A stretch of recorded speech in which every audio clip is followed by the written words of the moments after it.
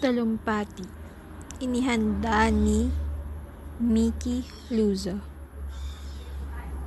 Magandang umaga sa inyong lahat, lalong-lalo na sa aking butihing guro na si Ginang Rina de Leon. Nais kong magbahagi ng aking nalalaman at saloobin tungkol sa pagpapahalaga sa mga naging ambag ng mga bayani na naging daan sa kasaralan ng Pilipinas. Ang kasaysayan ng Pilipinas, higit sa anuman, ay kasaysayan ng sambayan ng Pilipino at ng kanilang magiting na pakikibaka laban sa dayuhan at lokal na mapagsamantala at mapang-api. Sa pag-aaral ng kasaysayan, mauunawaan natin ang tunay na ugat ng ilang taong kahirapan na sambayan ng Pilipino. Ang paghahari ng imperialismo, US feudalismo at burokratang kapitalismo. Sa pag-aaral ng kasaysayan, lalo nating lilinawin ang bantayan ng patuloy na pakikibaka ng sambayan ng Pilipino para sa pambansang kalayaan at demokrasya. Noong ika-12 ng Hunyo, 1898, sa pagitan ng ika-4 hanggang ika-5 ng hapon, idineklara ni General Aguinaldo sa kanyang bahay sa Cavite el Viejo o Kawit ang kalayaan ng Pilipinas. Iwinigayway sa bintana ng bahay ni General Aguinaldo ang watawat ng Pilipinas na tinahi ni Marcela Agoncillo sa Hong Kong at itinugtog ang pambansang marcha na nooy wala pang mga titik. Binasa ni Ambrosio Rianzares Bautista sa mga Pilipinong naroroon sa harap ng bahay ang Acta de la Proclamación de Independencia del Pueblo Filipino. Ang mga bayani natin nag-iwan ng mga aral at halimbawa nang sila'y lumaban at nagbuwis ng buhay para sa ating kalayaan. Ipinamalas nila na ang pagmamahal sa tinubuang lupa at sariling lahi ay ang pinakadakilang anyo ng pag-ibig. Ikinantal nila sa ating mga isipan at damdamin na ang pagkakaroon ng sariling pamahalaan ay mahalagang salik ng pagkabansa. Isang pamahalaang kinikilala, ginagalang at pinagmamalaki ng mga nasasakupan. Si Tandansora naman ay hindi ininda ang katandaan sa paglilingkod sa kapwa Pilipino.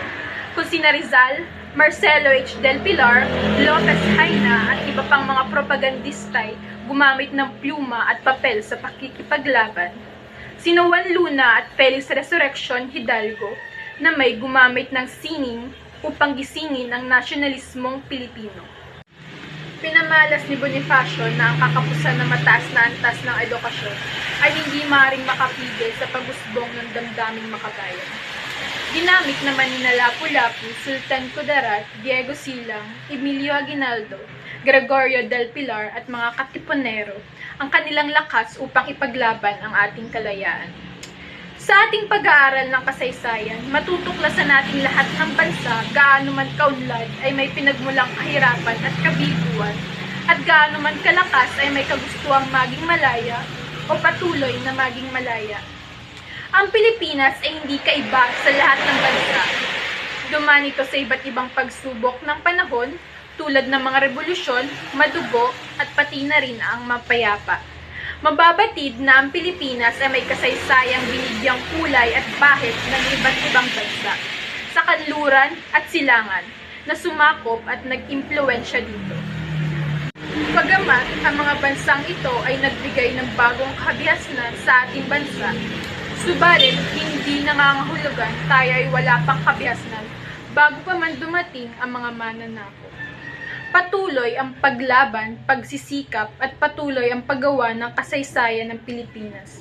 Isang panaginip ng lahat ng Pilipino saan mang panig ng mundo ay magkaroon ng kaalaman at interes sa kasaysayan ng bansa sapagkat dito lamang malalaman ang patutunguhan at tuloy maiwasan ang mga pagkamali ng ating mga ninuno.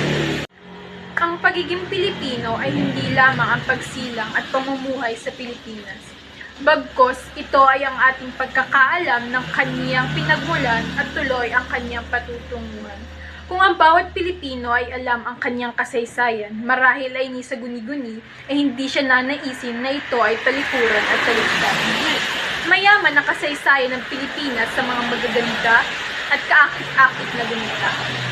Ito ay parang tera ng pelikula na bumangon sa kanyang pagkakalugmok upang durugin ang kanyang mga api at tuluyang tumayo sa kanyang sariling mga paa.